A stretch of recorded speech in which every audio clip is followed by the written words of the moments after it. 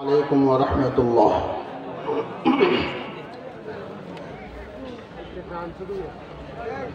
الحمد لله نحمده ونستعينه ونستغفره ونؤمن به ونتوكل عليه ونعوذ بالله من شرور أنفسنا ومن سيئات أعمالنا. من يهده الله فلا مضل له ومن يضلله فلا هادي له، ونشهد أن لا إله إلا الله وحده لا شريك له، ونشهد أن سيدنا وسندنا وحبيبنا وحبيب ربنا ومولانا محمدا عبده ورسوله الذي أرسل إلى الناس كافة بشيرا ونذيرا وداعيا إلى الله بإذنه وسراجا منيرا. أما بعد فأعوذ بالله من الشيطان الرجيم. بسم الله الرحمن الرحيم. يا أيها الذين آمنوا اتقوا الله وابتغوا إليه الوسيلة وجاهدوا في سبيله لعلكم تفلحون. صدق الله العظيم.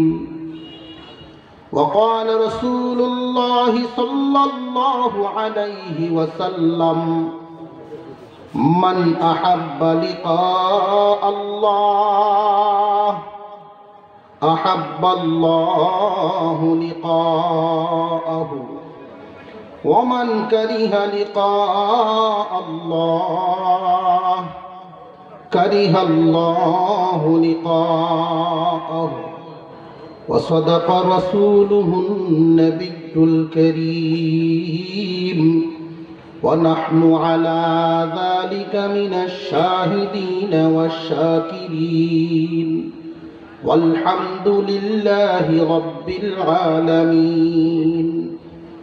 اللهم صل على محمد وعلى آل محمد كما صليت على إبراهيم وعلى آل إبراهيم إنك حميد مجيد.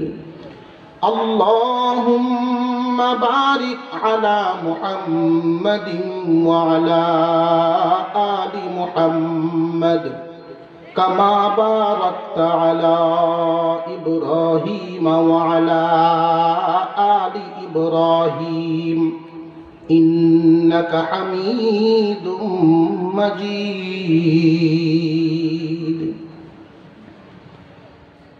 মাগুরা তরিখাই ও পশ্চিম মণ্ডল বুক বন্ধু মহলের উদ্যোগে আয়োজিত আজকের এই ওয়াজ ও দোয়া মাহফিলের শ্রদ্ধাভাজন সভাপতি সাহেব, হযরত উলামায়ে কেরাম, মুরব্বিয়ান আযম, সর্বস্তরের মুসলমান ভাইয়েরা, পর্দার আড়াল থেকে আলোচনা শুনছেন দিনদার ইমানদার মুসলমান মা ও বোনেরা, আল্লাহ পাকের কাছে শুকর আদায় করি যিনি এখনো আমাদের এই দেশে যেই পরিস্থিতি, এই পরিস্থিতির মধ্যেও দ্বীনি মজলিস করার মতো তৌফিক আল্লাহ আমাদেরকে দিয়েছেন, অংশগ্রহণ করার সুযোগ দিয়েছেন। এজন্য আল্লাহর শুকর আদায় করি, বলি আলহামদুলিল্লাহ।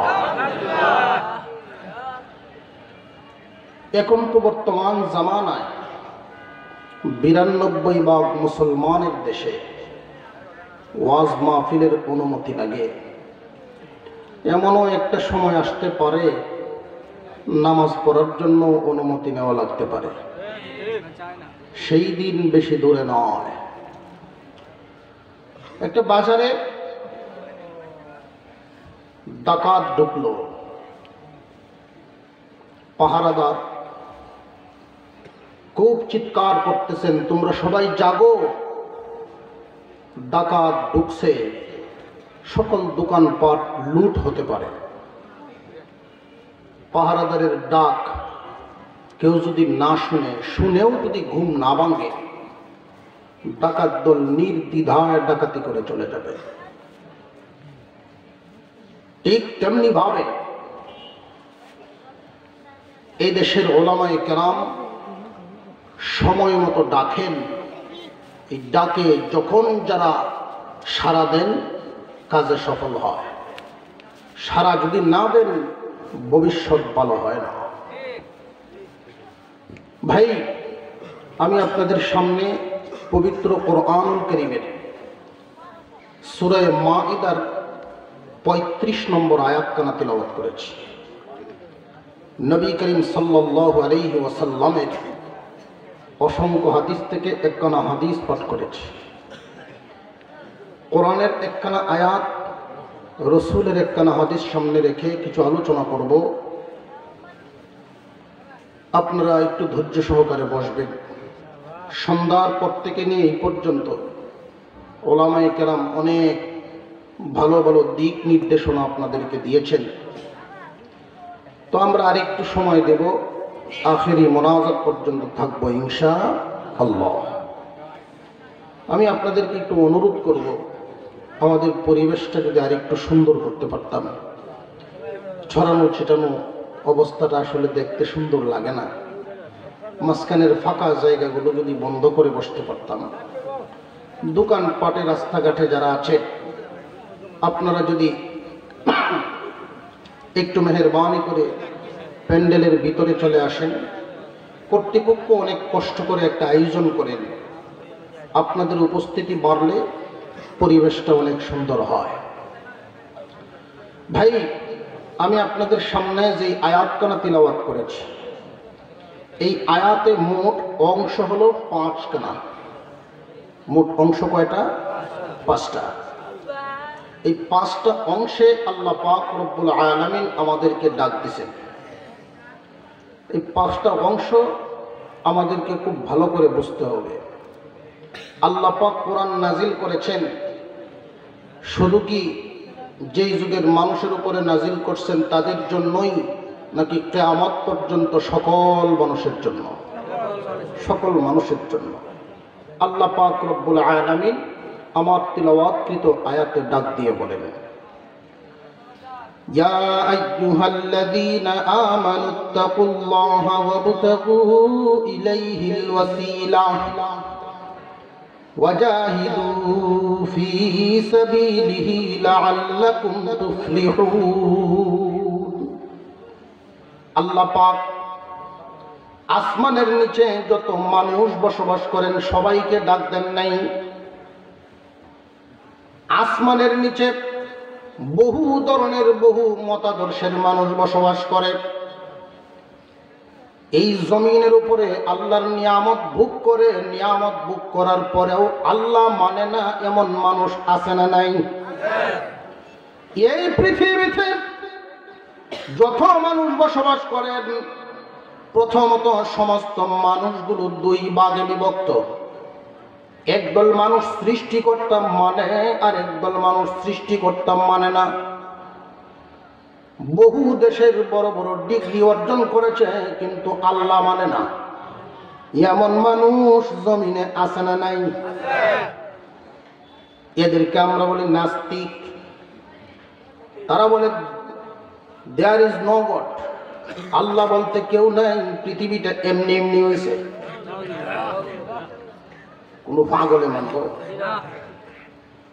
আজকে যদি এখানে এসে কেউ বলে এই মাইক কেউ বানাইছে না, একটা লোহার টুকরা ছিল এমনি ব্রাস্ট হয়েছে, একটা টুকরা স্ট্যান্ড হয়েছে আর একটা মাইক হয়েছে, এরা এমনি 210 জনের ধরে তার নাইট একটা সিটি গেছে। আল্লাহ পাক রব্বুল আলামিন এই পৃথিবীতে যত মানুষ বানাইছে, আল্লাহ পালেন, আল্লাহ খাওয়ান, আল্লাহর নিয়ামতে আমরা ডুবে আছি। একটা মাছ যেভাবে সারাক্ষণ পানির নিচে ডুবে থাকে, আমরা 24 ঘন্টা আল্লাহর নিয়ামতে সেভাবে ডুবে থাকি। আল্লাহর নিয়ামত ভোগ করার পরেও আল্লাহ চেনে না, এমন মানুষ আছে না নাই? শিক্ষিত একটাও মূর্খ না। জাগতিক শিক্ষায় অনেক বড় বড় শিক্ষিত। তো মানুষের মধ্যে শিক্ষিতরা কেউ কেউ আছে জানতে জানতে জাননেওয়ালা হয়, আর কেউ কেউ জানতে জানতে জানোয়ার হয়। আপনারা বলতে পারেন, হুজুর এত বড় বড় শিক্ষিতকে আপনারা জানোয়ার বলেন? আমরা বলি না, আল্লাহ বলেন উলাইকা কাল আনআম বাল হুম আদাল্লু উলাইকা হুমুল গাফিলুন। চতুষ্পদ জানোয়ারের মতো, বরং এর চেয়ে আরো নিকৃষ্ট। জানোয়ারের মধ্যে সবচাইতে আমরা নিকৃষ্ট জানোয়ার কোন প্রাণীটারে মনে করি? একটা কুকুর। এই কুকুরেও মালিক চিনে। যেই মানুষটা মানুষ হইয়া মালিক চিনল না, ওই কুকুরের চেয়ে নিকৃষ্ট। তো আমার এই আয়াত নিয়ে আলোচনা করার উদ্দেশ্যটা হলো আপনাদেরকে বোঝানো যে আল্লাহ জমিনের সব মানুষকে ডাক দেন নাই। আল্লাহর পছন্দের মানুষ ঈমানদারদেরকে উদ্দেশ্য করে আল্লাহ বলেন, ইয়া আইয়ুহাল্লাযীনা আমানুত্তাকুল্লাহা ওয়াবতাগু ইলাইহিল ওয়াসিলা ওয়াজাহিদু ফি সাবিলিহি লাআল্লাকুম তুফলিহুন। এই আয়াতের মধ্যে মোট অংশ হলো 5টা। প্রথম অংশে আল্লাহ পাক রব্বুল আলামিন ডাক দিলেন ইয়া আইয়ুহাল্লাযীনা আমানু বলে। লাস্টের অংশে তিনি বলেন লাআল্লাকুম তুফলিহুন, তোমরাই সফল কাম, তোমরাই বিজয়ী। আসমানের নিচে এই জমিনের উপরে কারোর ক্ষমতা নাই তোমাদের উপরে শাসন ক্ষমতা কাটাবে, তোমাদের উপরে চোখ রাঙাবে। কারণ আসমান জমিনের মালিক কে? আর জোরে কোন আল্লাহ। আসমান জমিনের মালিক যিনি, উনি ঘোষণা দিলেন তোমাদের উপরে কারোর কর্তৃত্ব খাটবে না, তোমরাই সফল কাম, তোমরাই বিজয়ী। ইহকালেও সফল কাম, পরকালেও সফল কাম। আল্লাহ রাব্বুল আলামিন বুঝাতে চেয়েছেন, হে মুমিন ঈমানদার, এই জমিনের রাজত্ব আমি আল্লাহ তোমাদেরকে দিব।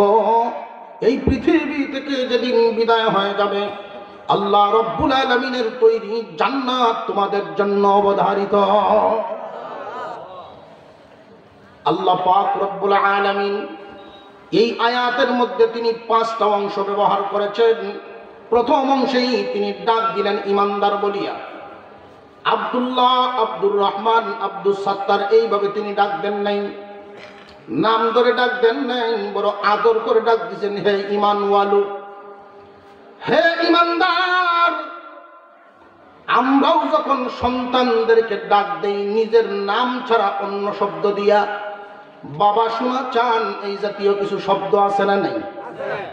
আল্লাহ ঈমানদার বলে বড় আদর করে ডাক দিয়েছেন হে ঈমানদার, তোমরাই সফল কাম, তোমরাই বিজয়ী। আল্লাহ বলেন তোমরা সফল কাম, তোমরা বিজয়ী। এই দুনিয়ার রাজত্ব আমি আল্লাহ তোমাদেরকে দিলাম। বাস্তবেও দেখা যায় এই পৃথিবীর চালাইতে যা যা প্রয়োজন, সবচেয়ে গুরুত্বপূর্ণ বস্তু হইল তেল। এই তেলের খনি আল্লাহ মুসলমানদের হাতে দিয়েছে। আজকে যদি সারা দুনিয়ার মুসলমানরা বয়কট করে যে আমরা এই তেল আল্লাহ বিরোধীদেরকে দিব না। বিমান চলা বন্ধ। আর জোরে খান। সারা দুনিয়ার রাজত্ব সফলতা ঘোষণা দিলেন আল্লাহ পাক মুমিনদের জন্য। বাস্তবে দেখা যায় মুমিনরা ফিডা খায়। যত আল্লাহওয়ালা তাদের বিরুদ্ধে শয়তানওয়ালারা সমালোচনা করে। আল্লাহওয়ালাদের শক্তি দুর্বল। কারণটা কি? মুমিনরা আজকে নির্যাতিত। ফ্যান শার্ট ফুটকুট করে ইহুদি খ্রিস্টানের কালচার লয়ে এয়ারপোর্টে ঢুকবেন, চেক করবে একবার। পাঞ্জাবি টুপি দাড়ি আর ভাগ লয়ে ঢুকবেন, চেক করবো 4 বার। তাহলে আল্লাহর ঘোষণা বাস্তবের সাথে মিল নাই, বোঝা যায়। আল্লাহ বলছেন দুনিয়ার রাজত্ব, দুনিয়ার কামিয়াবি তোমাদের। বাস্তবে দেখা যায় উল্টা। কারণটা কি? আমার তিলাওয়াতকৃত আয়াতে অংশ কয়টা বলছিলাম? 5টা। এক অংশে আল্লাহ ডাক দিছেন, লাস্টের অংশে তিনি সফলতা ঘোষণা দিছেন। মাঝখানে আরো 3টা অংশ রয়েছে। আল্লাহ বলেন এই 3টা হলো শর্ত। হে মুমিন, তোমাদের জন্য আমি সফলতা ঘোষণা করলাম, কিন্তু শর্ত আছে 3টা। এই 3টা শর্ত যদি তোমাদের মধ্যে পাওয়া যায়, 3টা গুণ যদি তোমাদের মধ্যে আনতে পারো, তাহলে তোমরাই সফল কাম, তোমরাই বিজয়ী। এই 3টা শর্ত আমাদের মধ্যে আছে কিনা ধারাবাহিকভাবে আমি একটু একটা একটা করে তুলে ধরবো। আমরা একটু হিসাব মিলায় দেখব আমাদের মধ্যে আছে নাকি ত্রুটি আছে। যদি ত্রুটি থাকে আমাদের মধ্যে আনতে হবে, ত্রুটি বাদ দিতে হবে। ইয়া আইয়ুহাল্লাযীনা আমানুত্তাকুল্লাহা ওয়াবতাগু ইলাইহিল ওয়াসিলাহ ওয়াজাহিদু ফী সাবিলিহি লাআল্লাকুম তুফলিহুন। আল্লাহ পাক রব্বুল আলামিন বলেন, হে ঈমানদার, তোমরাই সফল কাম, তোমরাই বিজয়ী, কিন্তু 3টা গুণ তোমাদের মধ্যে আনতে হবে। যেই যুগের মানুষগুলো 3 গুণে গুণান্বিত হয়, সংখ্যার ব্যাপার নয়, সংখ্যা কম হলো না বেশি হলো, সংখ্যা যদিও কম হয়, আমি আল্লাহ কম সংখ্যক মানুষদেরকে বিজয় দিয়া প্রমাণ রাখছি। আছে না নাই? ইয়ারমুকের যুদ্ধের ময়দানে মুসলমানের সংখ্যা হলো 40,000 আর কাফিরদের সংখ্যা হলো 3 লাখ। 40,000 মুসলমান ইয়ারমুকের ময়দানে গিয়া তাবু গাড়লেন। আর খ্রিস্টানদের মুসলমান বিরোধী যারা রোম সম্রাটের পক্ষ থেকে আসলো 3 লক্ষ। রাতের বেলায় তাদের পক্ষ থেকে গোয়েন্দা পাঠানো হলো, যাও মুসলমানদের কলা কৌশল, মুসলমানদের অবস্থাটা একটু দেখে আসো। গোয়েন্দারা আসছে, এসে দেখে মুসলমানরা সব কান্দন, কেউ রুকুত, কেউ সেজদা, কেউ হাত তুলে কান্দে। আল্লাহর ইবাদতে মশগুল। তারা তো আর ইবাদত কি জিনিস বুঝে না। তারা দেখতে গিয়া রিপোর্ট দিছে, আমরা দেখে আসছি মুসলমানরা কেউ সেজদা করে কান্দে, কেউ নুইয়া কান্দে, কেউ দাঁড়ায়া কান্দে, কেউ হাত তুলে কান্দে। তা আমাদের মনে হয় মুসলমানদের যে খলিফা হযরত ওমর, রাগী মানুষ তো জোরে বাড়াইছে,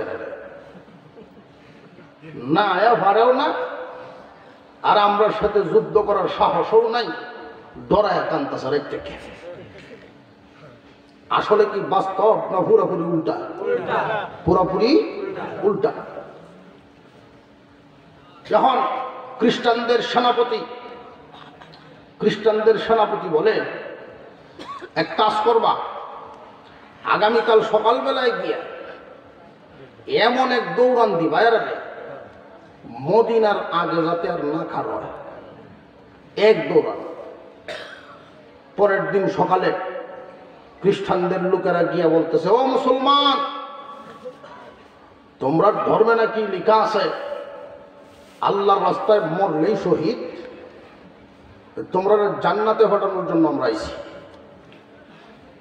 এটা কি এদের মনের কথা না? ক্রিটিসাইজ করতে আসছে। মুসলমানদের সেনাপতি আমর ইবনুল আস রাদিয়াল্লাহু আনহু তিনি বলেন, ক্রিটিসাইজের জবাব ক্রিটিসাইজ দিয়েই দেওয়া লাগে। আমাদের এই মুসলমানদের ভিতরে কি এমন কেউ আছো? তারা তো 3 লক্ষ আসেনি। আমরা 40,000-এর বিরুদ্ধে লড়ার জন্য তারা আসছে 60,000, বাকিরা রিজার্ভে ময়দানে নামছে 60,000। এই 60,000 সোলজারকে আমার মুসলমানদের মধ্যে কি এমন কি বাহাদুর আছো যে একজন গিয়ে একটা দৌড়ান দেওয়াই বা জোরে কন্যা সুবহানাল্লাহ। মুসলমান দুর্বল জাতি নয়, আমরা দুর্বল হয়ে গেছি। তার কারণ আমরাও মুসলমান, তারাও মুসলমান। দুই মুসলমানের মধ্যে পার্থক্য হলো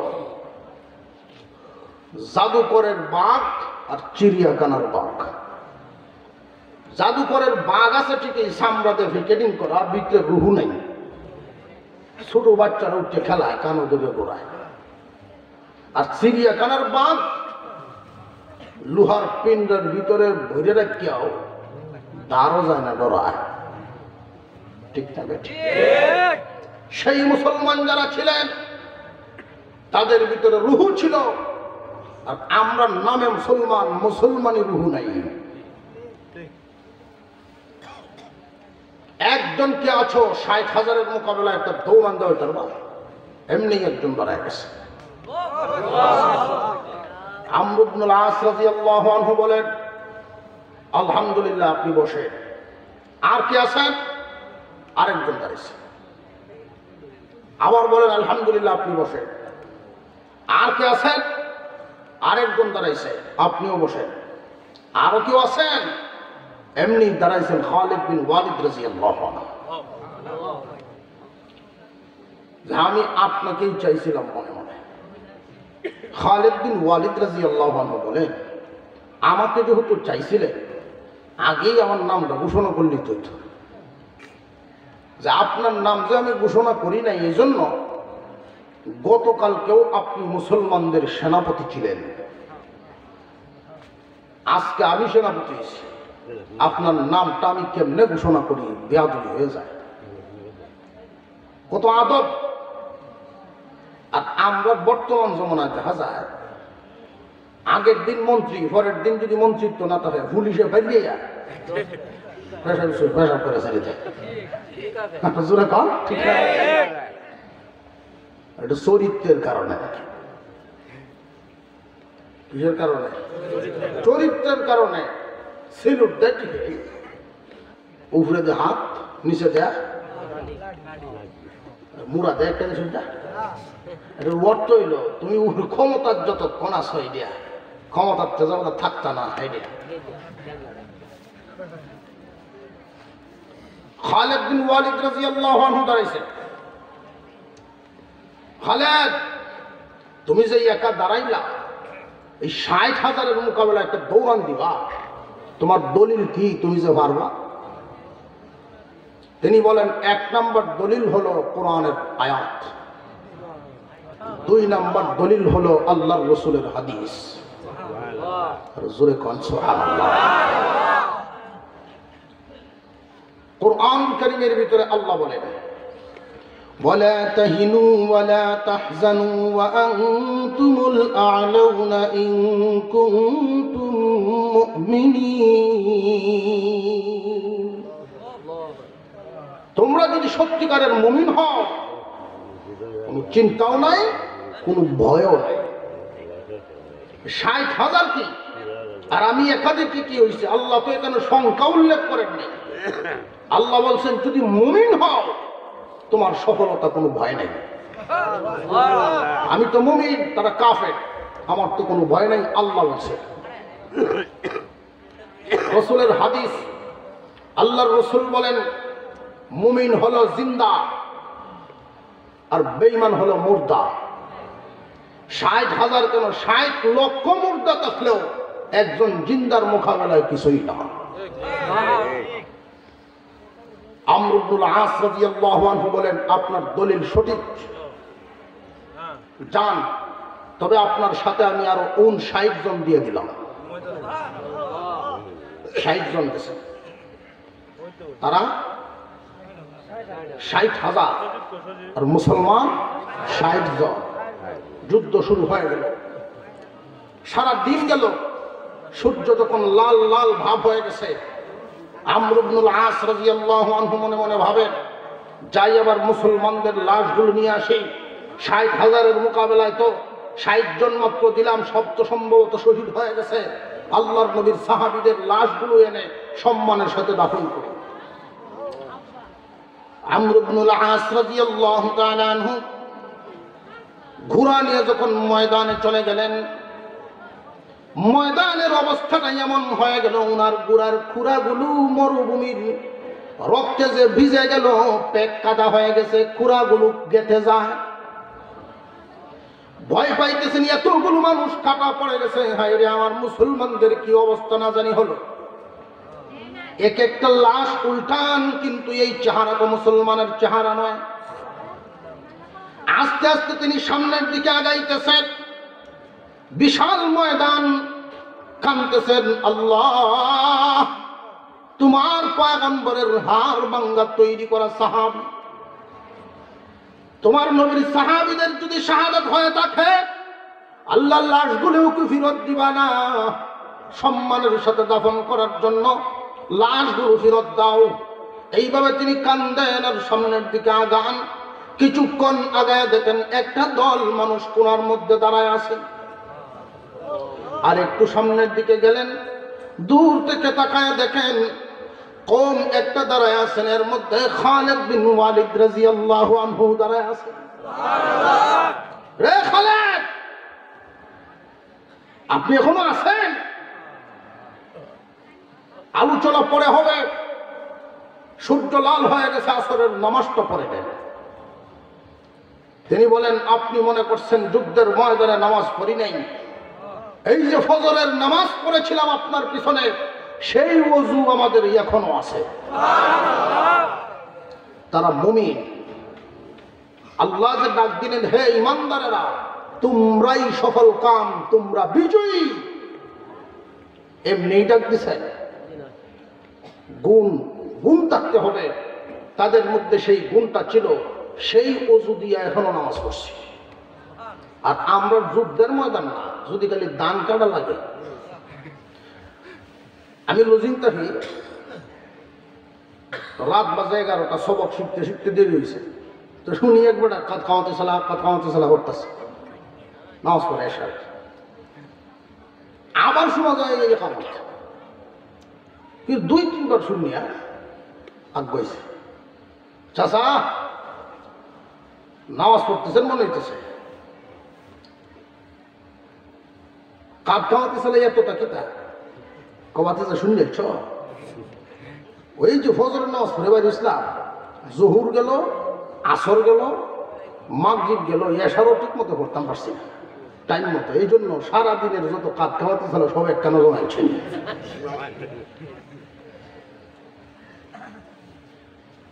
আল্লাহ পাক এই 60 জনকে দিয়ে এমন বিজয় দিছে। এই ইতিহাস শোনানো আপনাদেরকে উদ্দেশ্য নয়, আমার মূল আয়াত হলো আমার আলোচ্য বিষয়। এই 60 জনের মধ্যে মাত্র 8 জন শহীদ, 52 জন পুরা সুস্থ আছেন। আর এই 60,000-এর বেশিরভাগ কাটা পড়ে গেছে, বাকিরা ভয়ে পালায় গেছে। মুসলমান সংখ্যায় বেশি হওয়া লাগে না। আল্লাহ বলেন, গুণে গুণান্বিত হও। 3টা গুণ তোমাদের মধ্যে লাগবে। এই 3 গুণে যারা গুণান্বিত ছিল, সংখ্যায় কম ছিল, আমি আল্লাহ বিজয় দিয়ে দিছি। 3টা গুণ কি?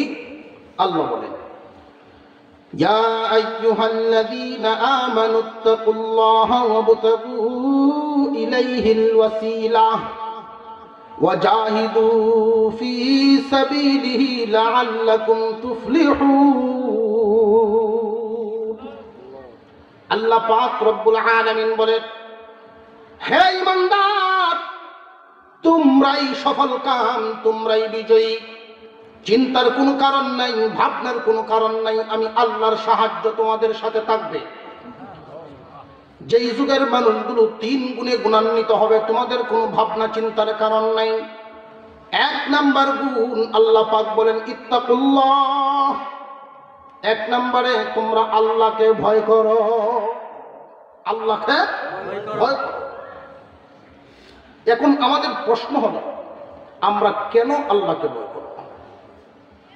আমরা মানুষ, আমাদের স্বভাব হলো, মানুষ সাধারণত ভয় পায় 2 কারণে। হয়তো অস্ত্র দেখলে ভয় পায়, না হয় সৈনিক দেখলে ভয় পায়। একটা গ্রাম যদি আরেকটা গ্রামকে ভয় পায়, অস্ত্রের কারণে, না হয় সৈনিকের কারণে। একটা দেশ যদি আরেকটা দেশকে ভয় পায়, হয়তো অস্ত্র বেশি, না হয় সৈনিক বেশি। 2 কারণে ভয় পায়। ঠিক না বেটি? আল্লাহর কি অস্ত্র আছে? আল্লাহর কি সৈনিক আছে? তাহলে আল্লাহকে আমরা কেন ভয় পাব? আল্লাহ বলেন তোমরা আমাকে ভয় করো। আমরা তো মানুষ, অস্ত্র দেখলে ভয় পাই, সৈনিক দেখলে ভয় পাই। আল্লাহ বলেন আমার অস্ত্র আছে, আমার সৈনিকও আছে। বরং আল্লাহর অস্ত্র আর আল্লাহর সৈনিক, দুনিয়ার অস্ত্র আর দুনিয়ার সৈনিক আসমান জমিন ব্যবধান। দুনিয়ার অস্ত্র যদি যুদ্ধে লাগানো লাগে, কাজে লাগানো লাগে, সৈনিক ছাড়া চলে না। দুনিয়ার অস্ত্রগুলো যদি কাজে লাগাতে হয়, সৈনিক ছাড়া চলে না। আর দুনিয়ার সৈনিকেরা যদি যুদ্ধ করা লাগে, অস্ত্র ছাড়া পারে না। আর আল্লাহর অস্ত্র যুদ্ধ করতে পারে, সৈনিক লাগে না।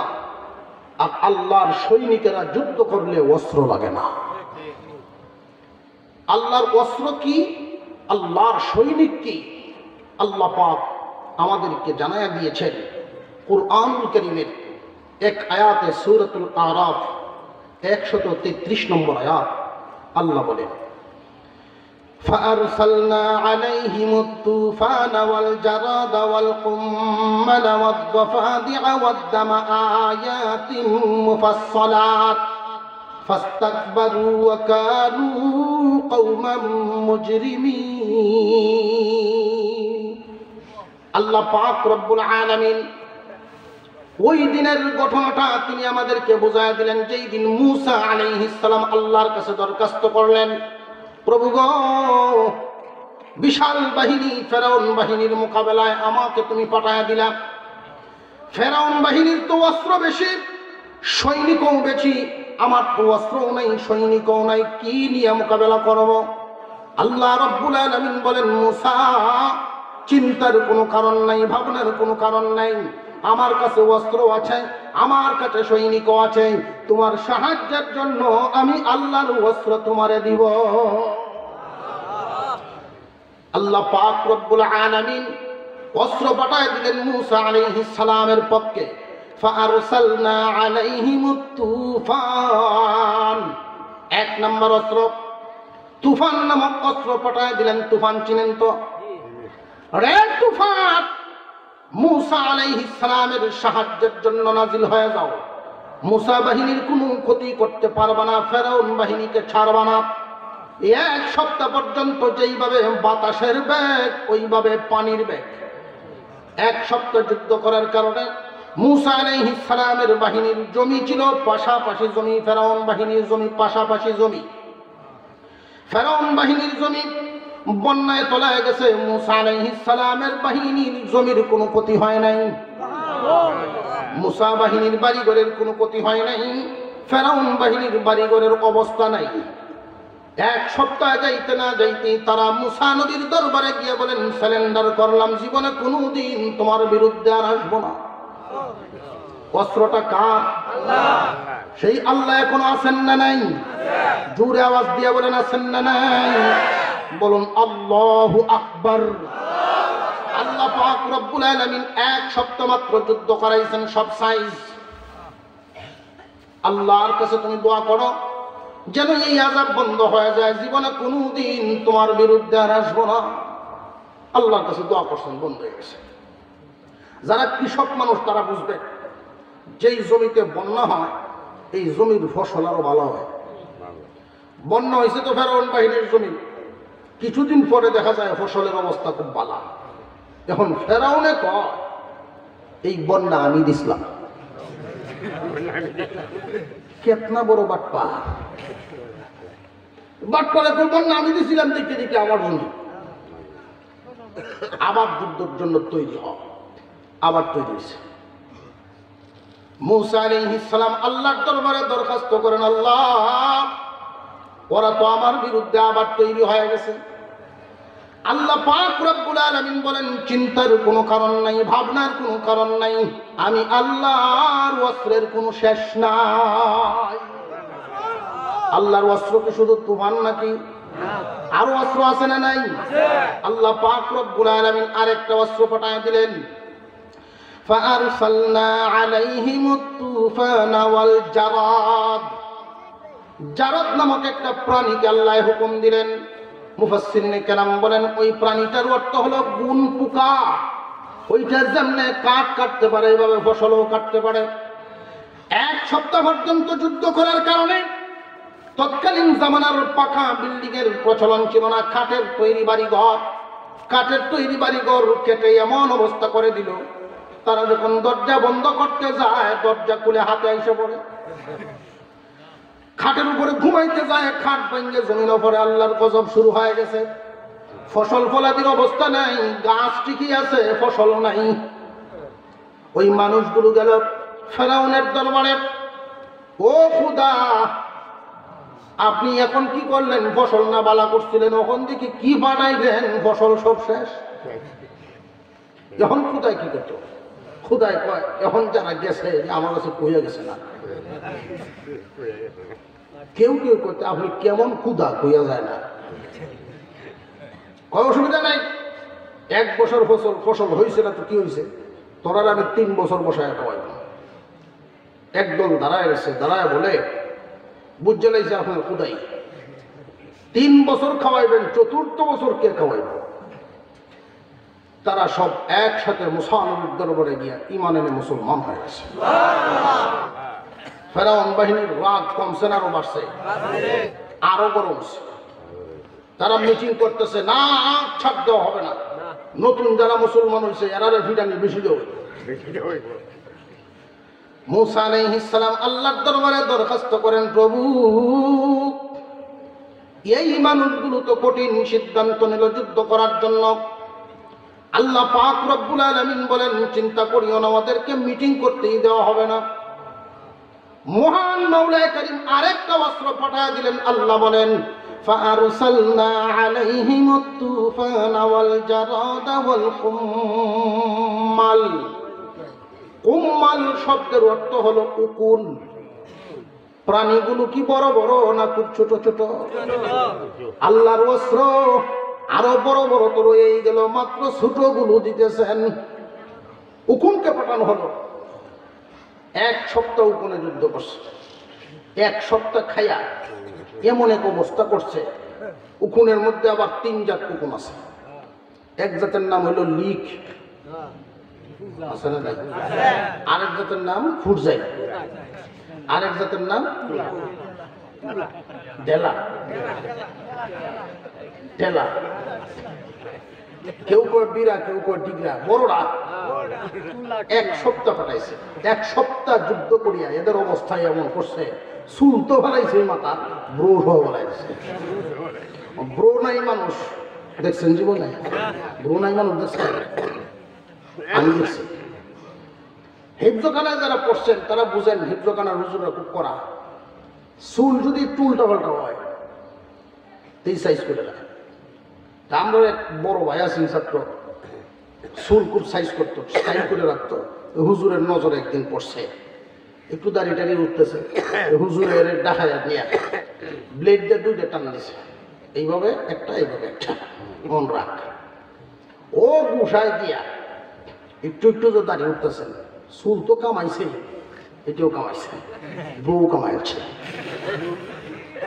ব্রো কামায় যখন পরের দিন মাত্র চাইছে, ওর হালত দেখিয়া মানুষ বোঝা যায় না। ব্রো নাই, মানুষ বোঝা যায় না। কুকুর যে একটা ছেতা চেপে দেখলে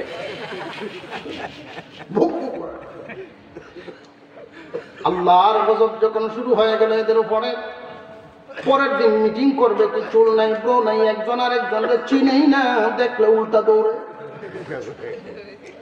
আল্লাহর গজব শুরু হয়ে গেল। আল্লাহ পাক বলেন আর একটা অস্ত্র দিয়ে এদেরকে শাস্তি দিব। فأرسلنا عليهم الطوفان والجراد والقمل والضفادع। 4 নম্বর যে অস্ত্রটা পাঠাইলেন, অস্ত্রের নাম হলো ব্যাঙ। ব্যাঙকে আল্লাহ পাক হুকুম দিলেন এদের উপরে সওয়ার হয়ে যাও। এই দুনিয়ার জমিনের সৈনিকেরা যদি যুদ্ধ করে 2 ধরনের শক্তি লাগে, একটা হলো শারীরিক শক্তি আর একটা হলো মেধা শক্তি। শারীরিক শক্তি ঠিক থাকবে খানার মাধ্যমে, মেধা শক্তি ঠিক থাকবে ঘুমের মাধ্যমে।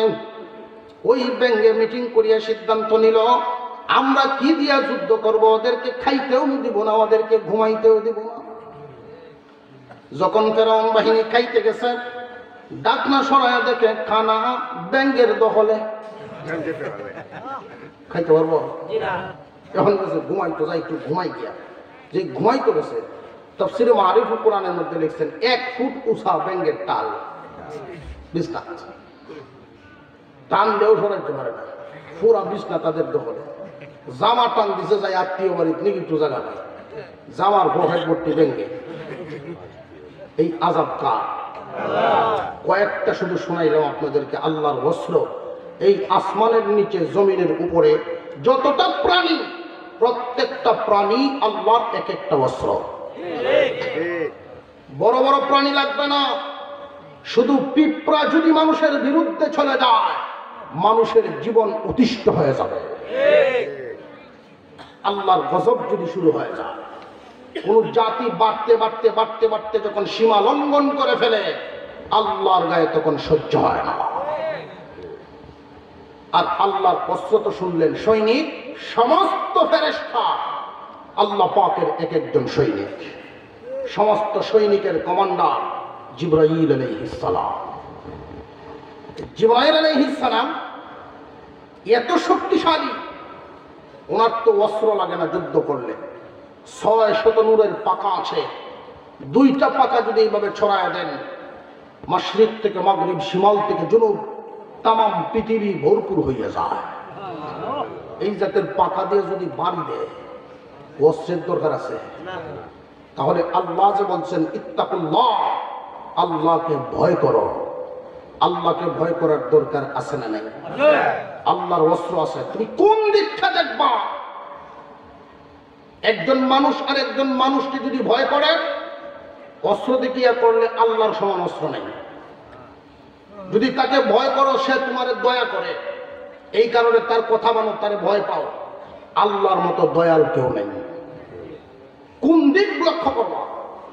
এই জন্য আল্লাহ বলে ইয়া আইয়ুহাল্লাযীনা আমানুত্তাকুল্লাহ, হে ঈমানদার তোমরা আল্লাহকে ভয় করো। আল্লাহ রাব্বুল আলামিন বুঝায় দিলেন তোমরা আল্লাহকে ভয় করো। মুফাসসিরিনে কেরাম প্রশ্ন করেছেন কেমনে আল্লাহকে ভয় করা হয়, কেমনে চললে আল্লাহকে ভয় করা হয়? হে দুনিয়ার মানুষ, এমন ভাবে তোমরা তোমাদের দিলটারে সাজাইবা, আল্লাহ রাব্বুল আলামিনের মহব্বত দিলের ভিতরে রাখবা। যে কোনো একটা কাজ কর্ম তুমি করতে যাও, মনে মনে ভাববা দুনিয়ার মানুষকে ইচ্ছা করলে আমি ঠকাইতে পারি, কিন্তু আল্লাহর চোখে ফাঁকি দেওয়া আরো জোরে কর।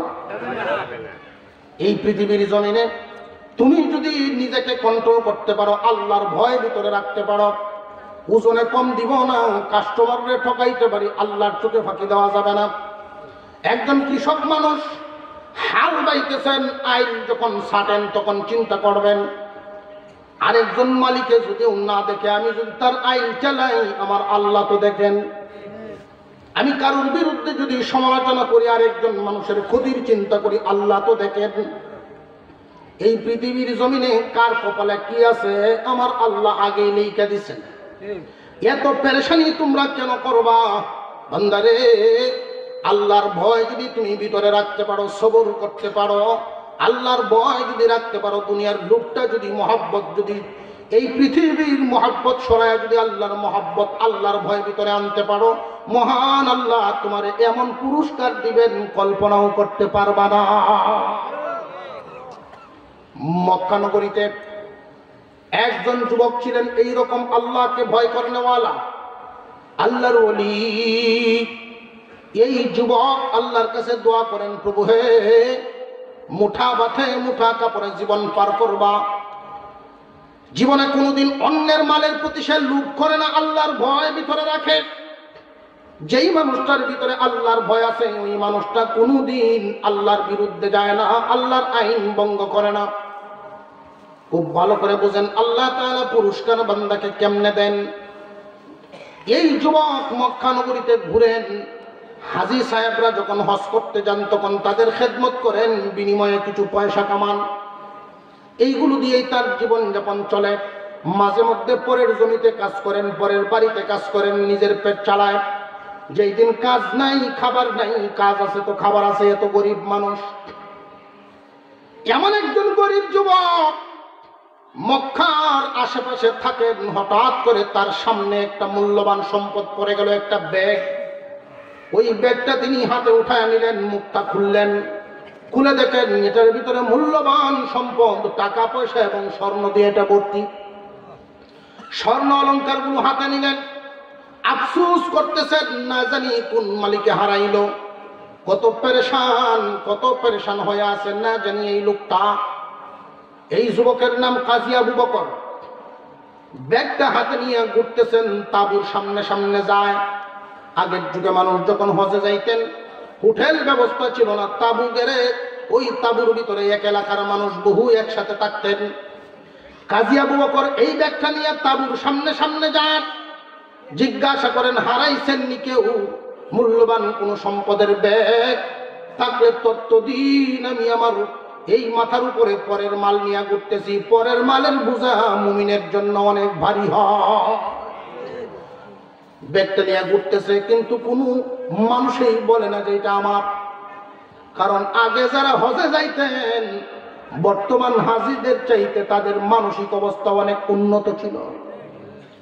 আগে যারা নামাজ পড়তেন বর্তমান নামাজিদের চাইতে আগের নামাজিদের গুণাবলী অনেক ভালো ছিল। আগের মানুষগুলো যারা নামাজ পড়তেন, যদিও মসজিদ কাঁচা ছিল, মুসল্লিগুলো বড় পাকা ছিল। আর এখন মসজিদ পাকা হয়েছে, মুসল্লি কাঁচা হয়ে গেছে। তাবুতে তাবুতে করে কেউ স্বীকার করে না। হঠাৎ করে এইভাবে একদিন চলে গেল, 2 দিন চলে গেল, 3 দিন না খায়া ঘুরতেছে, লোকটা শক্তিহীন হয়ে যাচ্ছে। হঠাৎ করে একজন মুরব্বী এলোমেলো চুল নিয়ে পেরেশান হয়ে সামনে আইসা দাঁড়াইছে, রে বাবা, আমি মূল্যবান একটা ব্যাগ হারায় ফেলছি। আমার ব্যাগটা হলো এরকম, এটার ভিতরে এইরকম টাকাগুলো, স্বর্ণের কিছু মালামাল আছে এটার ভিতরে। তত্ত্ব হুবহু মিলে গেল। ব্যাগটা যখন ফেরত দেয়, যুবককে এই মুরব্বী জিজ্ঞাসা করে, এই যুবক, এত কম বয়সের যুবক তুমি, তোমার ভিতরে কি মালের লোভ নাই? রে বাবা, তোমার ভিতরে কি স্বর্ণের লোভ নাই? তোমার ভিতরে কি টাকা পয়সার লোভ নাই? এই যুবক জবাব দিয়েছিল, যার ভিতরে আল্লাহর মহব্বত থাকে তার ভিতরে পরের মালের মহব্বত থাকে না। মুরব্বী বড় খুশি হয়ে গেলেন, কিছু টাকা বের করে দিলেন, নেও তোমার হাদিয়া দিলাম। এই যুবক বলেন, হাদিয়া নেওয়া তো জায়েজ, কিন্তু আমি নিব না। কেন জানেননি? আল্লাহ বলেছেন সবরকারীর পুরস্কার আল্লাহ দিবেন। আমার আল্লাহ যেন আমাকে পুরস্কার দেন, আপনার কাছ থেকে নিয়ে ওই দরজাটা আমি বন্ধ করতে চাই না। আপনি শুধু দোয়া করবেন আল্লাহ যেন আমারে ভালো রাখেন, এইভাবে যেন থাকতে পারি। আপনি দোয়া করবেন, কারণ হাজী সাহেবদেরকে আল্লাহ পাক মাফ করে দেন, তারা নিষ্পাপ হয়ে যায়। 2 জন আলিঙ্গন করে তারা আলাদা হয়ে গেলেন, 2 জন 2 দেশের মধ্যে রয়ে গেলেন। বহুদিন পরে এই যুবক একটা কাফেলা নিয়ে দিনের সফরে রওনা দিলেন, কোথাও যাবেন। এই জাহাজটা সমুদ্রের মাঝে ঢেউয়ের কবলে পড়ে অ্যাক্সিডেন্ট হয়ে গেল।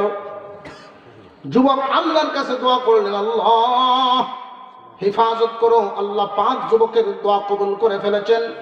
একটা তক্তার উপর ভর করে যুবকরে ঢেউয়ের তালে তালে নিয়ে একটা দ্বীপের মধ্যে লাগাইয়া দিলেন। হঠাৎ করে যখন তার জ্ঞান ফিরল,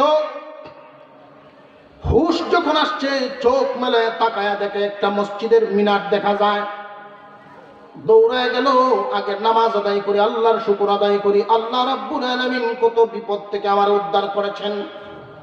সাথী সঙ্গী কেউ নেই, সবকে কোথায় হারায় গেল, কারোর কোনো হদিস নাই। এই যুবক আল্লাহর দরবারে শুকর আদায় করে যখন কান্দে, দ্বীপের অনেক মানুষগুলো মসজিদের সামনে এসে ভিড় জমায়া ফেলছে তার কান্নার আওয়াজ শুনে। দোয়া যখন শেষ হলো, মানুষ তারে জিজ্ঞাসা করে, বাবা তোমার বাড়ি কোথায়, কে তুমি, তোমার পরিচয় কি? আলোচনা শেষে এক পর্যায়ে দ্বীপের মানুষগুলো প্রস্তাব দিল, বাবা রে, আমরা এই দ্বীপের মানুষগুলো সবাই নতুন মুসলমান, আমরা কেউ নামাজ জানি না, কোরআন তিলাওয়াত করতে জানি না। তুমি যদি কিছুদিন এখানে থেকে যাও তাহলে আমাদেরকে কিছু তালিম দিবা, শিখায়া যাইবা। যুবক রাজি হয়ে গেলেন। সকালবেলায় ছোট ছোট বাচ্চাদেরকে তালিম দেয়, সন্ধ্যার পরে এলাকার মুরব্বীদেরকে নামাজ শিখায়। এইভাবে কিছুদিন যাইতেই দ্বীপের অবস্থাটা এমন হয়ে গেল, সব মানুষ মসজিদমুখী হয়ে গেলে। সকাল যখন হয়ে যায়, ছোট ছোট বাচ্চারা মার সাথে আর থাকে না, সব মসজিদমুখী হয়ে যায়। এই পরিবেশটা দেখে এলাকার মুরব্বীরা একে অপরকে বলে, দেখছো নি, একজন যুবকের খাতিরে পুরো এলাকায় পরিবর্তনের মুখ দেখতেছে। লও আমরা একটা কাজ করি, এই যুবককে আমরা রেখে দেওয়ার চেষ্টা করি। আমাদের এই দ্বীপের মধ্যে কোনো একটা মেয়েকে ভালো দেখে এই ছেলের সাথে বিবাহ করায় দেই, রেখে দিই, উপকার হবে। ছেলেকে প্রস্তাব দিল, বাবারে তোমার বাড়িতে কে কে আছে? নাই, আমার নিজস্ব বলতে কেউ নাই, কাছের আপনজন কেউ নাই, আমার মা নাই, বাবা নাই, আপন কোনো ভাই বোন নাই। রে যুবক, তোমাকে আমরা একটা বিবাহ করায় দিই, ধনী বাবার সন্তান দেখে তোমার বিবাহ করায় দিই। যুবক বলেন, ধনী বাবার সন্তান সত্য নয়, আমাকে যদি বিবাহ করাইতে হয় আমি রাজি আছি, তবে শর্ত হলো দিনদার হতে হবে। দ্বীপের মধ্যে খোঁজাখুঁজি করলো। এই দ্বীপে একটা মেয়ে ছিল, এক বাবার এক মেয়ে, অনেক সম্পদের মালিক। এই মেয়েটা অনেক দিন যাবৎ অপেক্ষায়, তার বিয়ে হয় না। দিনদার কোনো ছেলেও নাই, তার বিয়েও হয় না। মেয়েটাও শর্ত দিয়েছিলেন, যদি দিনদার স্বামী হয় তাহলে জীবনে গ্রহণ করব, নইলে বিয়ে বসবো না। আল্লাহর কুদরত মিলে গেল, মুরব্বীদের উপস্থিতিতে বিয়ে হয়ে গেল। বাসর রজনীতে স্বামী স্ত্রী দুইজন যখন দেখা হয়, ওই বিবি এমন ভাবে সুসজ্জিত, বাসর রাতে পা থেকে মাথা পর্যন্ত দেখতেছে খুব সুসজ্জিত, অলংকার দিয়ে তার শরীর ভরা। এই যুবক বারবার অলংকার গুলো দেখতেছে। মেয়েটা জিজ্ঞাসা করে, স্বামী, হ্যাঁ, এলাকার মুরব্বীদের কাছ থেকে আমি শুনেছিলাম আপনি নাকি বড় দিনদার, বড় পরহেজগার।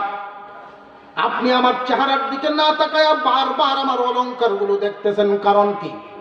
যুবক ডাক দিয়ে বলে, বিবি তুমি ভেবো না স্বর্ণের লোভে আমি স্বর্ণগুলো দেখতেছি। রে বিবি, তোমার গলার হার, এই স্বর্ণগুলো কেন জানি আমার কাছে পরিচিত মনে হচ্ছে, আমার কাছে কেন যেন লাগে কোথাও যেন দেখেছি। এই স্বর্ণ তুমি কোথায় পাইছো আমার একটু বলো। এবার মেয়েটাই কান্না শুরু করে দিল, স্বামী হে, আমার আব্বা বহুদিন আগে মক্কায় হজ করতে গেছিলেন, আমার বাবা এই স্বর্ণগুলো আমার জন্য কিনছিলেন, তোয়াফ করতে এক ফাঁকে হারায় ফেলছিলেন।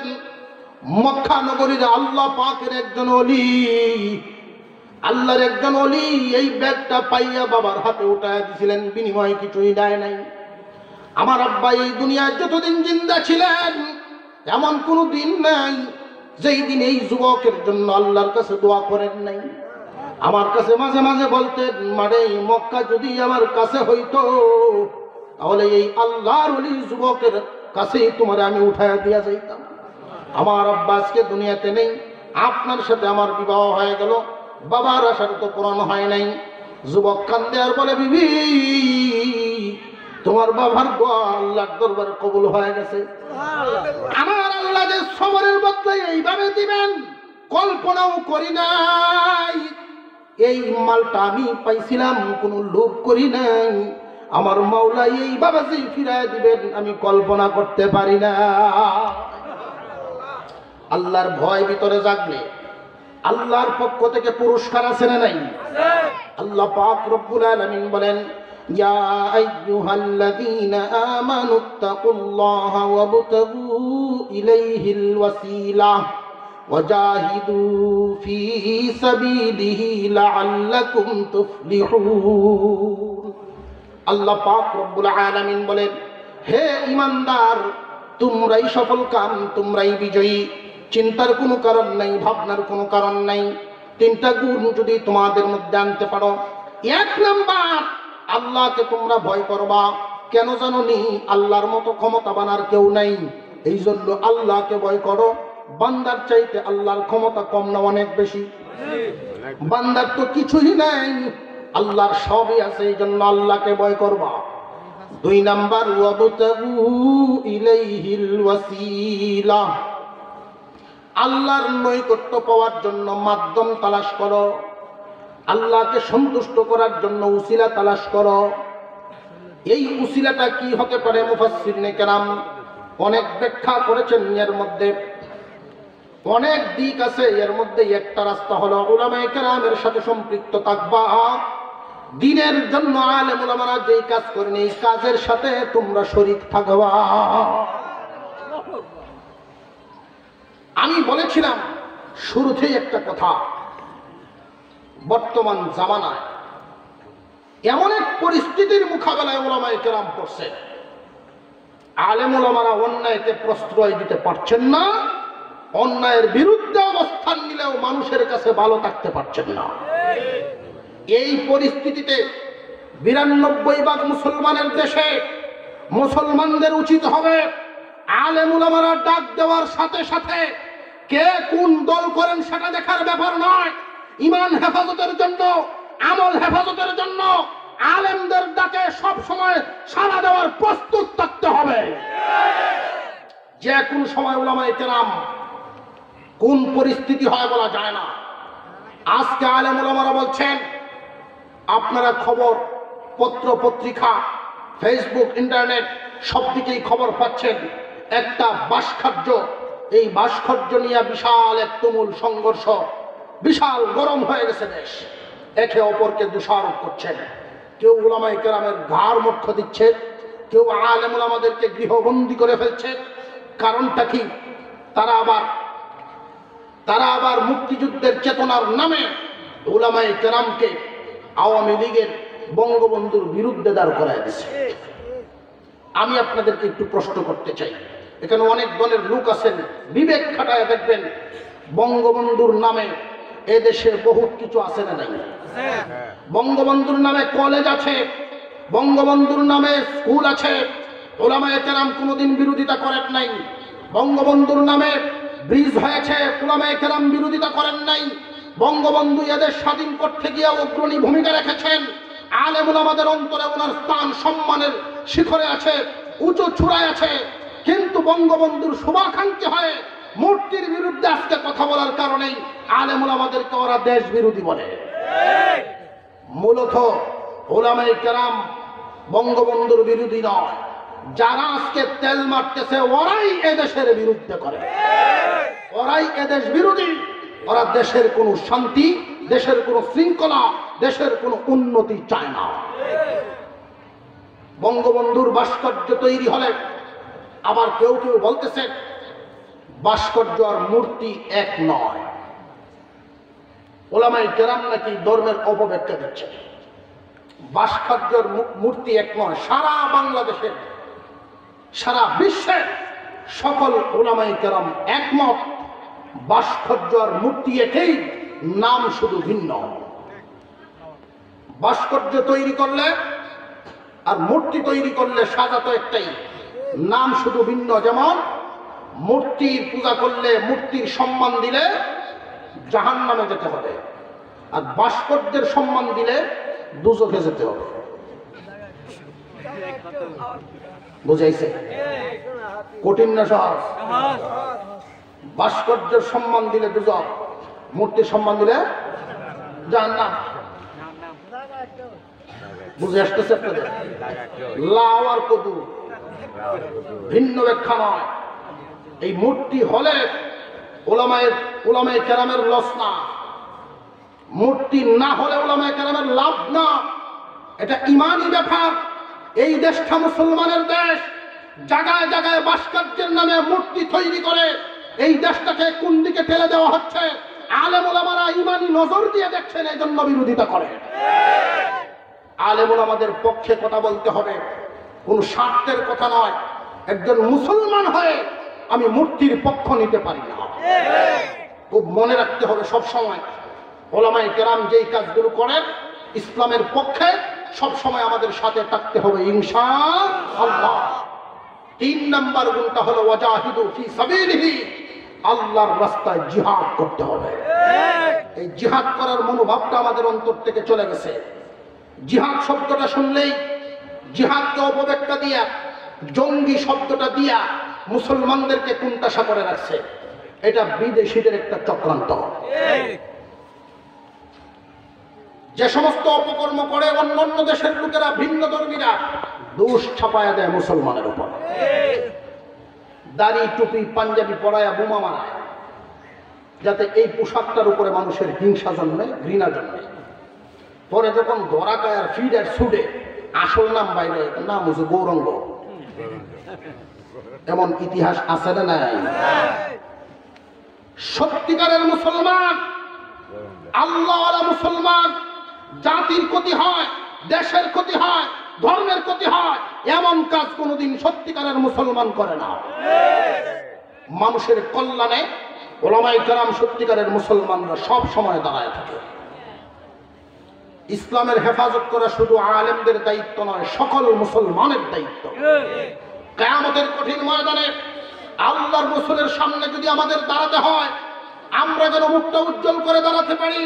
হুজুর আকরাম সাল্লাল্লাহু আলাইহি ওয়াসাল্লামের সামনে, ওগো নবীজি, আপনার দিন রেখে আসছিলেন, আপনি মূর্তি ভাঙার জন্য নাজিল হয়েছিলেন, আপনি নাই, এই কাজের দায়িত্ব আমরা নিয়েছিলাম যুব সমাজ।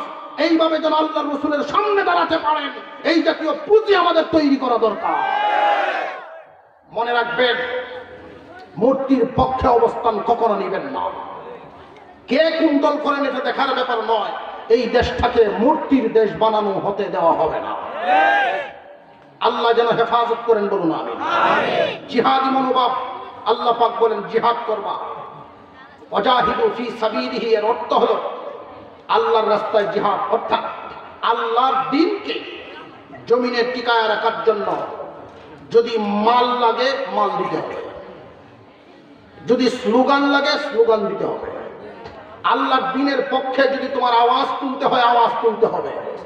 আল্লাহর দ্বীনের পক্ষে যদি মিছিল দিয়ে ঘাম জড়াতে হয় ঘাম জড়াতে হবে। আল্লাহর দ্বীনকে টিকায় রাখার জন্য রক্ত যদি জড়াতে হয় রক্ত জড়াতে হবে। আল্লাহর দ্বীনের জন্য জীবন প্রয়োজনে দিতে হবে। আল্লাহর দ্বীন টিকে থাকবে, নইলে টিকে থাকবে না। সেই মানুষগুলোর কথা শোনাতে চেয়েছিলাম, সোনালী যুগের মানুষ, মহিলারা পর্যন্ত এই কথাটা বুঝত। আল্লাহর দ্বীন জিন্দা রাখার জন্য নিজের সর্বস্ব দিতে হবে। বেলাল রাদিয়াল্লাহু আনহু ডাকতেছেন মদিনার গলিতে, হাইয়া আলাল জিহাদ, হাইয়া আলাল জিহাদ। আসলে কেউ আশিক রাসূল থাকলে আসো। হুজুর আকরাম সাল্লাল্লাহু আলাইহি ওয়াসাল্লাম মুজাহিদদের লিস্ট করতেছেন মসজিদে নববীর সামনে। একজন মহিলা তিনি কাঁদেন, ছোট্ট একটা শিশু, 6 থেকে 7 বছর বয়স হবে। এই শিশুটা রাসূলের দরবারে যাবেন, তার মাকে জিজ্ঞাসা করেন, মা গো কেন কাঁদো, তোমার চোখে কেন পানি? মা জবাব দেন, বাবারে শুনেছ যেই ডাক হযরত বেলাল হাইয়া আলাস সালাহ বলে ডাক দেয়, কিন্তু আজকে হাইয়া আলাল জিহাদ বলে ডাক দিল। আমার তো বড় কোনো ছেলে নাই, আশিকে রাসূলের কাতায় নাম তালিকানোর ক্ষমতা তো আমার নেই। এই ছেলেটায় মার আঙুলের মধ্যে ধরে, চলো গো মা, আমার নিয়ে চলো, দেখো রাসূলকে আমার রাখেন কিনা। আজকের যুবক কান পেতে শুনে রাখো, তোমরা সেই নবীর উম্মত। মনকে দুর্বল করার সুযোগ নাই। এই পৃথিবীর জমিন চিরস্থায়ী নয়, মরতে তো একদিন হবেই। শিয়ালের মতো বাঁচার চাইতে বাঘের মতো 2 দিন বাঁচাই যথেষ্ট।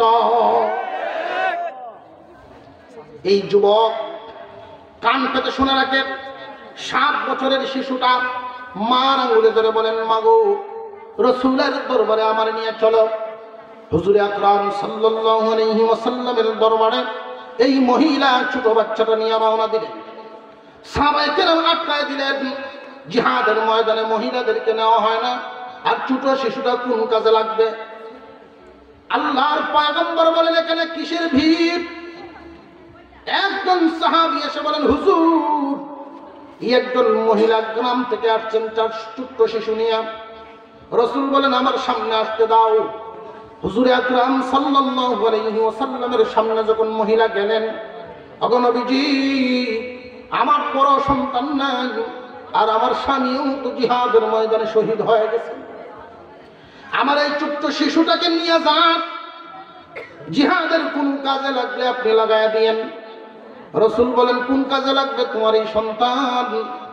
ওই মহিলায় ওই দিন বলেছিলেন, হুজুর কাফিরেরা যখন আপনার দিকে তীর মারবে, আপনার দিকে যখন তীর মারে, আমার এই কলিজার টুকরা সন্তানকে আপনার সামনে ধরে দিবে, তবু আপনার গায়ে যেন কোনো আছর না লাগে, কয়েকটা তীর বহন করে আমার এই সন্তান দুনিয়া থেকে শহীদ হয়ে যাবে। কিয়ামতের দিন আমি শহীদের মার কাতারে আমি দাঁড়াইব।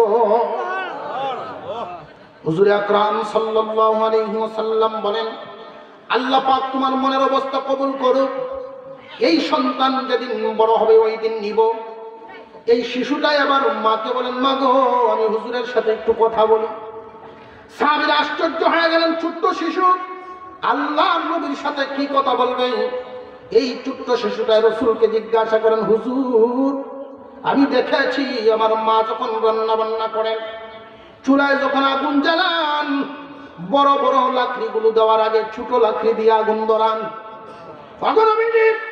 জিহাদের ময়দানে উমর এবং হযরত আলীর মতো বড় বড় বীর বাহাদুরদেরকে পরে দিবেন, আমার মতো ছোট্ট শিশুকে আগে দিয়ে জিহাদের ময়দানের আগুনটা ধরায়া দিবে। সাথে সাথে জিবরাইল আমিন চলে আসছে। জিবরাইল আলাইহিস সালাম এসে বলেন, পয়গম্বর আপনার দরবারে যেভাবে মুজাহিদদের একটা লিস্ট করা হচ্ছে, আল্লাহর দরবারে একটা লিস্ট করা হচ্ছে। আল্লাহর দরবারে এই ছেলের নাম মুজাহিদদের কাতারে লেখা হয়ে গেছে। জিহাদি মনোভাব। আমি সন্তানকে দিয়ে, নিজের কলিজার টুকরা সন্তানকে দিয়ে উদাহরণ দিলাম। একজন মা সন্তানকে কতটুকু ভালোবাসেন, নিজের জীবনের চাইতে অনেক সময় বেশি ভালোবাসেন। আমরা আমাদের মনে এটা রাখতে হবে, আমাদের মনে রাখতে হবে দুনিয়াদারিও আছে, দিনদারিও রাখতে হবে। দুনিয়ার চাইতে দিনকে প্রাধান্য দিতে হবে। ইসলাম থাকবে না, ঈমান থাকবে না, তো আমার দুনিয়াদারিতে কোনো লাভ নেই। ঈমান নিয়ে কবরে যাইতে পারলে আমি সফল। আল্লাহ পাক যেন আমাদেরকে ঈমান নিয়ে দুনিয়া ছাড়ার তৌফিক দান করেন, বলুন আমিন। ঈমানের হেফাজত যারা করতে চান, আন্দোলনে যারা থাকতে চান, ইসলামের জন্য যারা কথা বলেন, তাদের পক্ষে যেন আল্লাহ সারা জীবন রাখেন, এই তৌফিক যেন আল্লাহ দান করেন, বলুন আমিন। আমি আপনাদেরকে আরেকটা কথা বলি, আলোচনা শেষের দিকে নিয়ে যাচ্ছি। উলামায়ে কেরাম বলতেছেন, মূর্তি বানালে এটাই বানানো পর্যন্ত সীমাবদ্ধ থাকে না, মূর্তিকে সম্মান করা শুরু হয়ে যায়। হয় কি হয় না? একটা ছবি একজন মানুষের টানাইলে, এই ছবিটারে যদি কেউ থুতু মারে সহ্য করে না তার কাছের মানুষ। মূর্তিটা বানানোর পরে মূর্তিকে যদি কেউ একটা ডিল মারে, কাছের মানুষ ভক্তরা সহ্য করবে না। মূর্তিকে মালা দেয়, এমন দৃশ্য আমরা অনেক দেখতেছি। এমনকি সংসদ ভবনে দাঁড়ায়া একজন এমপি কথা বলতেছেন, আমরা এই সংসদ ভবনে আমাদের মুরব্বী আসেন, আমাদেরকে দেখতেছেন, আমাদের জন্য দোয়া করতেছেন, মাথায় হাত বুলায় দিতেছেন, ভুল করলে আমাদেরকে গালিগালাজ করতেছেন। যার বিশ্বাসটা এমন হয়, এই মূর্তির সামনে সেজদা দিতে শনি মঙ্গলবার লাগবে না। উলামায়ে কেরাম মানুষের ঈমানের হেফাজতের জন্য এই কথাগুলো বলে, সময় থাকতে বুঝলো না। একটা ঘটনা মনে পড়ে গেছে, দোয়া করে ফেলবো না, ঘটনাটা শেষ করতে। আল্লামা আশরাফ আলী থানভী রহমাতুল্লাহ আলাইহি একটা ঘটনা লিখছেন, পছন্দিদায়ে ওয়াকিয়া, এই কিতাবের মধ্যে। ছাত্র আর উস্তাদ সফরে দেখে যাইতে যাইতে গিয়া দেখে এমন এক দেশ, আজব দেশ। দেশটার নামই আজব দেশ। আজব দেশ কেন? এই দেশের ভিতরে তেলের দাম, পেঁয়াজের দাম, মরিচের দাম, আদার দাম সব এক দাম, সব এক দাম। উস্তাদে কয় এই দেশও তখন নিত না, কারণ এই দেশও ইনসাফ নাই। ছাত্র কয় হুজুর আপনি আগের যুগের মানুষ, বুঝতেছেন না, তাহলে লাভ বেশি। কেমনে? তেল দেওয়ার কিছু খাইতাম না, তেলের দাম আর ঘিয়ের দাম যেহেতু এক দাম, সব ঘিয়ের মজা দেখাই। হুজুর বলতেছেন রে ইনসাফ নাই, বুঝবে পরে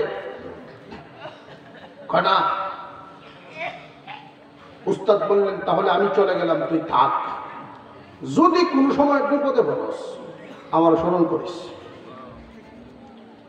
উস্তাদ চলে গেছেন, ছাত্র রইল, তেলের বাজা বাদ দিয়া ঘিয়ের বাজা শুরু করলো। খাইতে খাইতে এমন মুডা হইছে রিক্সায় চলে না, ঠেলা গাড়ি লাগে। এই দেশে রাজার দরবারে এক মামলা গেছে, এই মামলাটাও আজব মামলা। আজব দেশে তো আজব মামলাই যাবে, আজব দেশে আজব মামলা। জীবনে কোনোদিন শুনছি না গাইবি মামলা হইতে, আমরা দেশে বলে গাইবি মামলা হয়। আজব মামলাটা কেমন? বাড়িওয়ালার বিরুদ্ধে চুরের মামলা, বাড়িওয়ালার বিরুদ্ধে চুরের মামলা। কারণটা কি? চুর গিয়া মামলা দিছে বাদশার দরবারে, রাজার দরবারে, রাজা পেটের দায়ে আমরা দুজন চুরি করতে গেছিলাম এক মালিকের বাড়িতে। মালিকে বেড়াটারে এত দুর্বল করে বানাইছে, শিং কুদ্দে দিয়া বেড়া ভাঙ্গিয়া আমার সাথে উঠে পড়ছে। আমার সাথে সাথে মারা গেল। মার্ডার মামলা নিয়ে আইছি বাড়িওয়ালার বিরুদ্ধে। রাজায় খবর দিছে বাড়িওয়ালারে, বাড়িওয়ালা আসছে, তোমার বিরুদ্ধে মার্ডার মামলা। কেন? যে তোমার ঘরের বেড়া এত দুর্বল করে কেন বানাই? এই বেড়া তো আমি বানাইছি না, টাকা না আমি দিছি, বেড়া বানাইছে মিস্ত্রি। রাজা কথা তো ঠিক বলি, তুমি খালাস, দেখাইছে মিস্ত্রি। তোমার বিরুদ্ধে মার্ডার মামলা। কেন? যে বেড়া তুমি এত দুর্বল করে কেন বানাইলে? সিমেন্ট বালু সব একসাথে সুন্দর করে মিশাইলে না? যে আমি যখন কাজ করি তখন একটা মহিষ ছুটে আইসা আমার কাছে দৌড়ান, এই জন্য আমি সিমেন্ট আর বালুর মাপ ঠিক রাখতে পারছিলাম না। যে মহিষওয়ালারে ধরে, মহিষওয়ালারে ধরছে, তোমার এই মহিষ ঠিক মতো বাঁধতে রাখবো না, মোটা কাছে দিয়ে। আমি বাঁধছিলাম ঠিক ওই ইঁদুরে কাটছে। এখন ফাঁসি কারো তো ইঁদুরের তো ইঁদুর ভাই কই বাসাটা ইঁদুরের দ্বারও কে লাভ নাই, মহিষের মালিক রেতে লাগে, মহিষের মালিক হয়ে গেছে। মহিষের মালিক খুব বুজুর্গ মানুষ, আল্লাহ মানুষ। আল্লাহ তুমি আমার কোন রকম বাঁচাও। মজলুমের দোয়া আল্লাহর কাছে কবুল হয় কি হয় না? মজলুমের দোয়া কবুল হয়। এমন কবুল হয়েছে জিনিয়া যখন আটকায় দড়ি আটকে না। জল্লাদ যদি গিয়া কয় যে দড়ি আটকে না, যে তো উল্টা হেরু হয়ে না যাবে। এবার রাজা এর গলা চিকন, গলা চিকন আটকে না। রাজা কয় মুডা একটা গলা আনিয়ে দিলা, খুঁজার পাইছে মুডা গলা ভাই কই, খুঁজতে খুঁজতে ভাইছে এই যে গিয়ের বাজা খাইছি। 4-5 জন ধৈর্য যখন টান বালছে চলে না, আমার অপরাধ কি? গলা মোটা এটাই অপরাধ।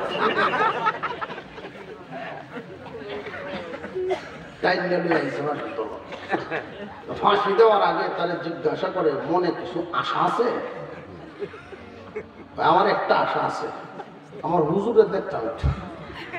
এই যে হুজুরে কইছিল মনে আছে, ইনসাফ নাই, কার বিচার কার উঠে যায় এটা কোনো ঠিকঠাক নাই। অপরাধ করবো একজন, সাজা ভুগবো আরেকজন। আমি প্রত্যক্ষদর্শী একটা মামলা, পুলিশ মারা মামলা করছে, আমার কাছে দোয়া চাইতেছে। আমি নিজে সাক্ষী, আমার কাছে দোয়া চাইতেছে, হুজুর একটু দোয়া করুন যে পুলিশ মারার মামলা আমার উপরে। তুমি আপনি তো জীবনে এই কাম করার কথা না। হুজুর করছি না তো, বলে মামলা এলো কেমনে? আমরা থানার মধ্যে কয়েকজন লোকে পুলিশের সাথে মারামারি করছে। লোক বলে হইল এমপি সাহেবের লোক, যেই পুলিশ মারছে পুলিশ তোর খাতি করতো না, করে মামলা সাজাইছে। রাইতের ভিতরে এমপি সাহেব আসছে, ওসি সাহেব আমার কি রাজনীতিটা করার লাগে দিবেন আপনি?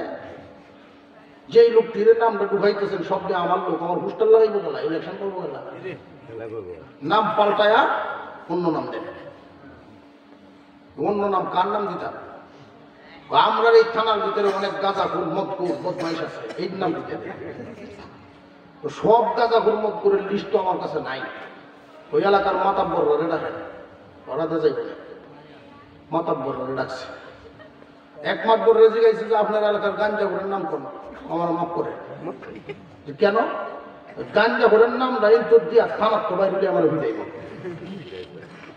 তাহলে নাম তো লাগবো। নাম দেওয়ান ছিল খারাপ মানুষের নাম দেওয়া যেত না, ভালো মানুষের নাম দেওয়া। যার নাম দিলে কোনো অ্যাকশন নাই, দুর্বলের উপরে চাপ। দুর্বলের উপরে চাপ দিতে খুব মজা। মজলিসের মধ্যে মুরব্বীরা বীরের ভিতরে এক বাচ্চা বসে ছোট, বুড়া বাতাস ছেড়ে দিছে, বুঝলেন না? বাতাস ছেড়ে দিয়ে বাচ্চারা তাফা করছে। বাচ্চাটা কি বলবো, আমরা আমারও মানুষ কয়েক কথা করছে। আরেকবার আরেক সাইডে দিয়ে আরেক বুড়া এই কাম করছে, এই আমার ওরা সব মারছে। আরেকজনে কই বাবা বাতাস যে ইসারো ফিট না তুই গেলি কেন? তুমি যে দুর্বল, প্রতিবাদ করতে না, যে ভালো মানুষ প্রতিবাদ করে না, এই জন্য ভালো মানুষের করে। ওই মাতবরের নাম দিয়েছে এমন এক লোকের বেটা 3 চিল্লাত, চিল্লা তো আয়া শুনে তার নামে মামলা। মাতবরের বাড়ি গেছে, আপনি যেমন নামটা দেয় নাই, কামটা কি করলেন আপনি? কয়ে মিয়া তুমি চিল্লা তো আইসো, হুজুর মানুষ টুপিটা মাথা, তোমরা যদি এরকম রাগারাগি করো আমরা কি তা করো? এরকম কিছু কথা কই আছে। বোঝা যায় যে টুপি দাড়ি পাঞ্জাবি বললে মানুষের কোনো জাতেই না, রাগ বসাতে তত্ত্ব। অন্যায়ের প্রতিবাদ করার গুণ আমাদের মধ্য থেকে চলে গেছে, এই জন্য সমাজ আজকে এই দিকে আর ঘুমায় থাকার সময় নেই, অন্যায়ের প্রতিবাদ করতেই হবে। এই জন্য যদি জেলে যাইতে হয় মনে করবেন রসুলের সুন্নতের আমল হচ্ছে আপনার। মুড়া গলার আনছে, তোর মনে কি চায়? মনে আছে না? হুজুরে একটু দেখতাম, খুঁজছে হুজুরে আনছে। হুজুর আমি কইছিলাম না তোর মনে নাই, হয়ে গেছিলাম বুঝলে ছাস। হুজুর এখন খালি কোন রকম বাসায় দেয়, আর জিন্দিগিতে এই দেশ হয়তো না। এক কাম করিস,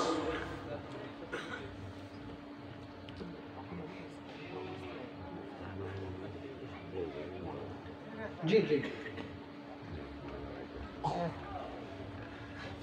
ওস্তাদ বলতেছে যখন ফাঁসিতে উঠানো তখন তুইও যাইতে চাই না ফাঁসি, আমিও যাইতে চাই।